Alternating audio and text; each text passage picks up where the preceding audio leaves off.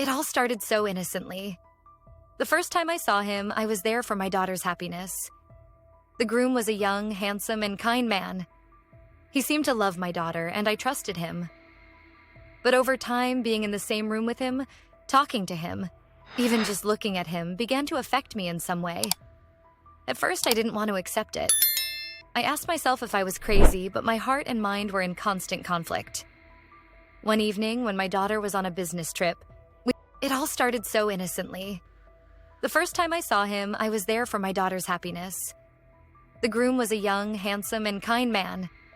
He seemed to love my daughter, and I trusted him.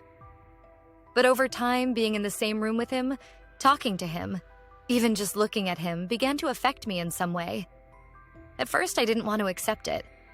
I asked myself if I was crazy, but my heart and mind were in constant conflict.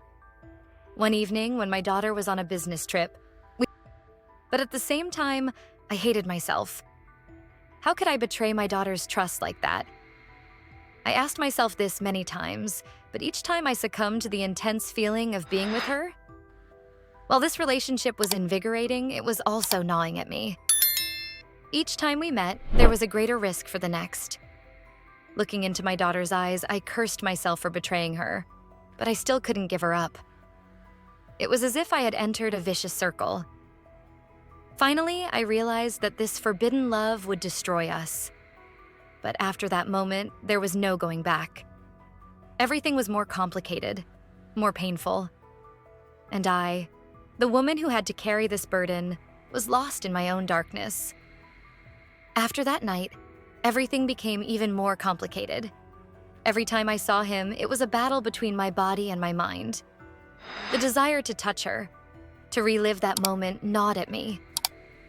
But every time I would see my daughter's face in front of my eyes and feel a pang in my heart, I would ask myself, how could I have been so selfish? One evening, we were alone again. We were sitting in the living room in silence when suddenly our eyes met. That look said it all. He came slowly to me and took my hand. His touch felt like an electric shock on my skin. I gasped for breath as my heart raced. "This is wrong," I whispered, but my voice was shaking. He looked at me. There was no regret in his eyes, only passion. "I know," he said, "but I can't stop it." In that moment, I forgot everything. The prohibitions, the rules, what society would say. It all went away. I moved closer to her. Our lips met. In that moment, time seemed to stop. But then reality hit me again. "We shouldn't do this," I said, my voice shaky. But he looked at me and replied, "We already did." After that moment, everything became more difficult. Every time I saw him, a storm raged inside me. The desire to touch her, to be with her, drove me crazy. But every time I saw my daughter's face, I hated myself. This forbidden love was slowly consuming me. And I was lost in this dark labyrinth, looking for a way out. After that night, our lives changed completely. We no longer knew how to behave with each other. Every time we met, the passionate look in our eyes created an unspeakable tension. In front of my daughter, I tried to behave with her like a normal mother-in-law-son-in-law relationship. But every moment, I would remember that night and a storm would break out inside me. After a while, I realized that it was impossible to continue this forbidden relationship. I promised myself, this will never happen again. But living in the same house with him, seeing him every day, made it almost impossible to keep this promise. One evening, when we were alone again, he approached me. "I can't stop this," he said, his voice shaky. I looked at him with tears in my eyes and whispered, "Me too."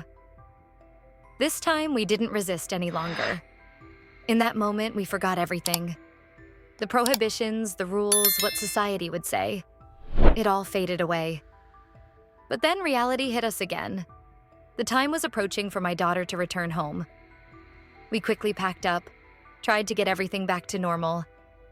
But from that moment on, everything became more complicated. After a while, I realized that my daughter was starting to sense something. She was distancing herself from me more, asking questions. "Mom, you've changed a lot lately. she said one day. Is something wrong? My heart raced. I didn't know what to say. No, dear, I said with a forced smile. I'm just a little tired. But the doubt in my daughter's eyes was bothering me. One day I spoke to the groom. This can't go on like this, I said. My daughter is sensing something. We can't do this to her. And he looked at me, a mixture of regret and passion in his eyes. I know, he said, but I love you.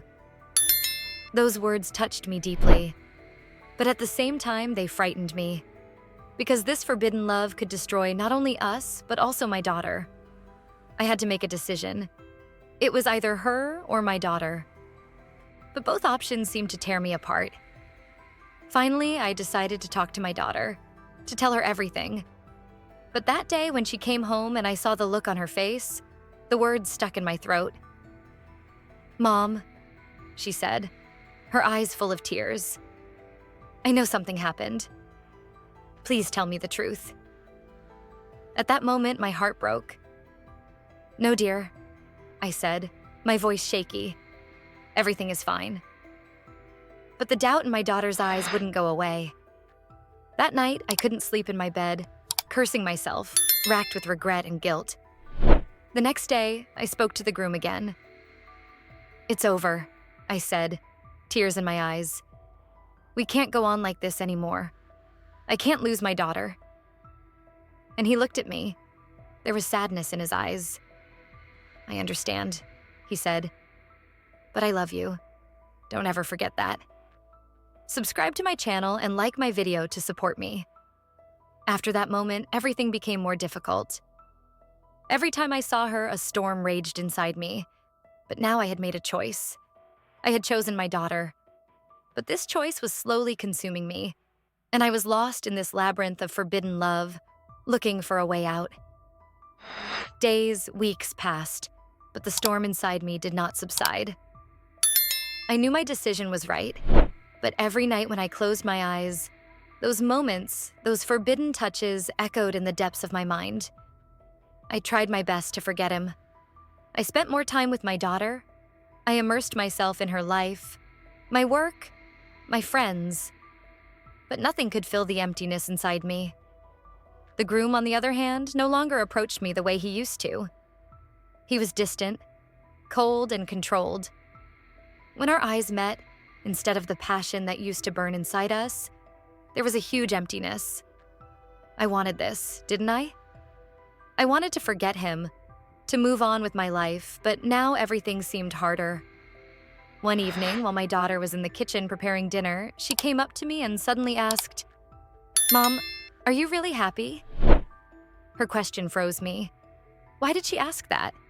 Was she suspicious? Had she noticed something? Or had she just sensed my uneasiness? Not knowing what to say, I offered him a smile. Of course, dear. Why do you ask me that?